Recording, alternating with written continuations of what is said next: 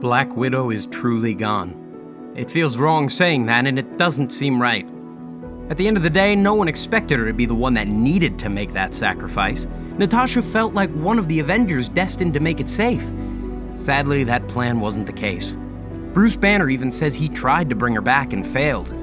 The power of the Infinity Gauntlet wasn't even powerful enough to bring her back. That's wild. Many fans believe that's the final straw. What's done is done. Well, we choose to believe in optimism. Nothing is forever. This is Marvel we're talking about, after all. They will bring a character back if the fans want it bad enough. We're not here to start a hashtag bring Natasha back trend or anything. This video is simply about some theories surrounding the loss and ways the writers might bring her back to the land of the living.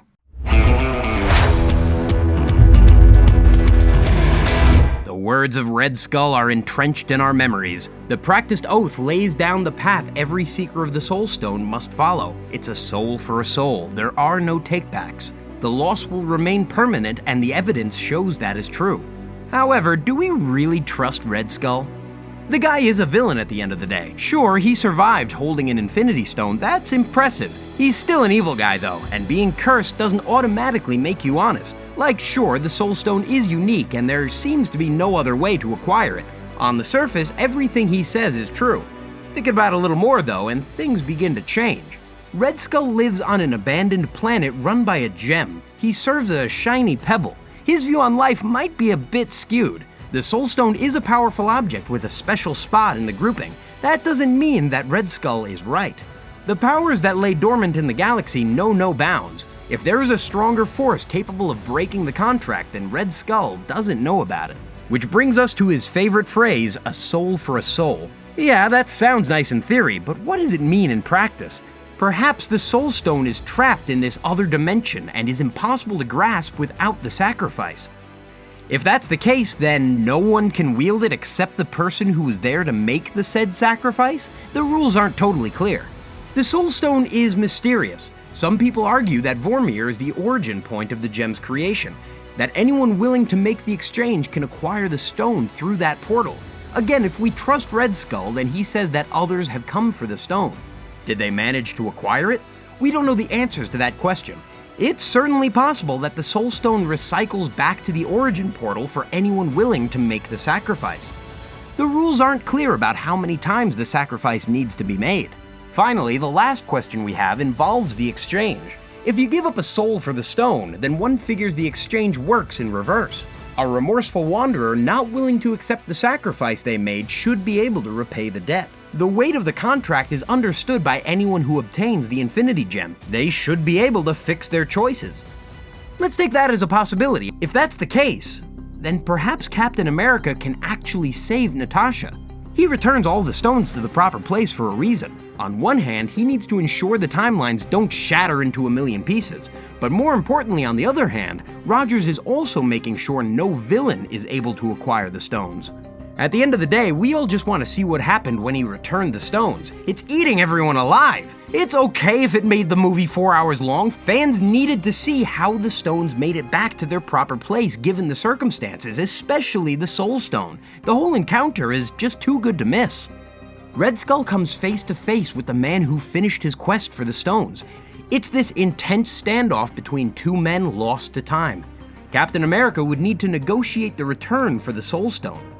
Is Marvel really trying to tell fans that Steve Rogers didn't use it as a bargaining chip to bring Black Widow back? We'll never know because the studio refuses to show us that detail. It's a disappointing conclusion, but we're positive it would have involved Natasha. Everyone is sure Natasha is coming back. We all talked about a Black Widow film like it's destiny. Heck, now some people are trying to say it'll be a prequel. Yeah, you heard that right, a prequel. To be fair, it wouldn't be the first time the studio graced us with the presence of a prequel on our screens. Seeing Natasha make it to Budapest and live her life as a S.H.I.E.L.D. agent isn't the worst possible outcome. We just trust in a more complete narrative. Whether it's a film or a television series, fans are getting Black Widow in some kind of capacity. We're willing to bet it's not gonna be a prequel. Natasha Romanov is going to make it back from the Soul Realm. The content will take place in present day. It's almost a guarantee. Without a solo film for her character, fans are left with nothing but new faces. That idea doesn't make sense in our mind. Think about it from a macro standpoint. The studio wrapped up a lot of the original Avengers storylines. Stark and Rogers managed to get an ending that satisfied their life goals, Banner managed to balance the Hulk with his personality, Thor came to terms with his expectations surrounding his life, even Hawkeye got his family back at the end of the film. Everyone got an ending but Natasha. The writers know that and are going to remedy it. She needs a complete arc. We didn't get that in Endgame. Natasha is gonna live, and here's another theory to support it. Well, actually, here comes all the theories. Prepare yourself, it's about to be Investigation Central. Most of these center around Captain America time traveling, so let's get into all these theories. The first is the most obvious. Captain America goes back in time, he hits up Red Skull and asks him to bring his girl back. Red Skull, being a gentleman and a scholar, agrees. Things end happily ever after for the whole MCU and everybody's happy. That's the best case scenario, and it's not gonna happen. The second one involves a more intricate plan where Steve Rogers saves Natasha from falling to her death. The choice alters the timeline a lot, but in that one, Steve gives Clint the already acquired stone. Again, the rules of time travel aren't clear. This decision rips open a new timeline. It's messy and also not likely to happen. The third one centers around a similar scenario. Rogers, being so closely connected with Red Skull, ends up intervening and using him instead. The two hug and fall to their destiny. As the ground comes into view, they lock eyes with each other and whisper, "I love you," to each other. Boom! The Soul Stone is still acquired, and Natasha lives. Okay, we're totally joking. However, someone out there totally believes this one is the right one. No matter what theory you believe, Natasha needs to end up in the present day somehow. She is somewhere out there floating in the Soul Realm. Her and Gamora are stuck in the space where MCU writers go to forget to flesh out character arcs. You know the one. Regardless, the movie can't happen if there is no setting. It's the biggest infringement on every single theory. Assuming Captain America saves her, what happens then? Fans like to assume she materializes with all the other heroes lost during the snapping. However, we doubt that's the case.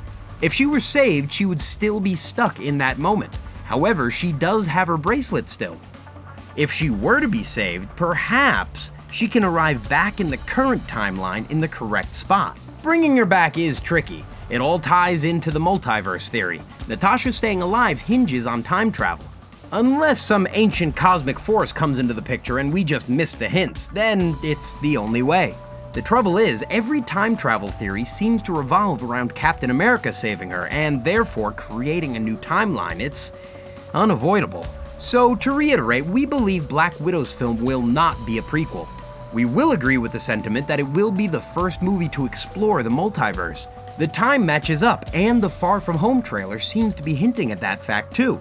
If things go as planned, Marvel might just use the Black Widow film to introduce the concept. The time will be the present day. Nothing changes that respect.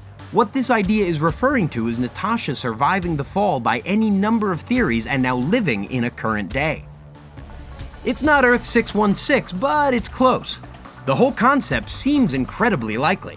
Bruce couldn't bring Natasha back. There was no soul to return. Black Widow is alive. She's just hanging out in a different timeline. The Soul Stone is some powerful juju, and it takes some big-time power moves to work around it. The only way to fix the decision ends up creating a complicated mess of the space-time continuum. Watching the MCU decide to use her character to introduce a new reality feels fitting. She helped introduce the Avengers and guide the audience through its first phase. It's appropriate that she helped guide us through the multiverse.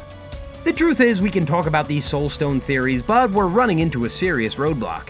We've tossed a lot of ideas out there. Some were more serious than others, most of them were highly improbable. The chances of any of those scenarios happening was as likely as a rat walking over the release button in the ex-con van. To some, those seem like great odds, but for any rational human, we know that's super unlikely. The nail in the coffin came from the higher-ups at Marvel. The writers confirmed the soul for a soul exchange doesn't work out. The contract is not like a bank. You don't trade stuff and receive value back willy-nilly. It's like a slot machine. You put the soul in the slot and pray you love them enough to receive the Soul Stone. That's the comment fans received when they pressed the writers about the soul for a soul theory. Okay, we'll take their word for it. Black Widow isn't coming back the cheap way. Time travel is still a possibility though, and we're more than happy to talk about it with you all. After all, Back to the Future proves things get pretty tricky when you mess with time. The Avengers already screwed around enough for fans not to even need the soul exchange theory. We present to you the 2014 theory. It's the best one. The year is 2023. All your favorite heroes are alive. Thanos is no longer a threat, and Thor doesn't have weight issues. It's the perfect ending. Tony Stark is helping Peter Parker grow as a superhero while raising his daughter. Steve Rogers is still fighting the Accords, and all the Avengers are still alive. This reality is the one Thanos left to fight in the last battle we saw.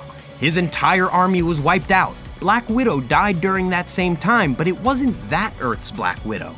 See, the movie split the timeline, so there is now a galaxy with no Thanos and all the Infinity Stones still out there. This reality will be the setting for the new Black Widow movie. Things will remain unchanged here. The only thing different is that pivotal moment in 2014. The galactic staging is entirely different, but the things that happened on Earth will only change in less obvious ways. Natasha's movie will be the first peek into what this reality looks like and how it operates. Get ready, this theory seems like more fact than fiction. However, we don't want to build up our last theory as the end of all fan theories. Plenty of other answers lay out there on the web. Tons of fans believe in their own outcome that keeps Natasha alive, while others are convinced she is gone for good. With all those answers out there that people seem to have, we still have questions. We don't understand how exactly the soul exchange works now. Why was Black Widow's sacrifice enough, and why does it operate more like a slot machine? If her movie is a prequel, how far back are the writers willing to go? Finally, what does it mean to have a world without Thanos out there? And will we see the multiverse soon? Only time will tell, but let us know your answers and opinions down below in the comments section. Don't forget to follow Behind the Screen for all the latest content and updates. All you have to do is hit the link down below to be automatically subscribed.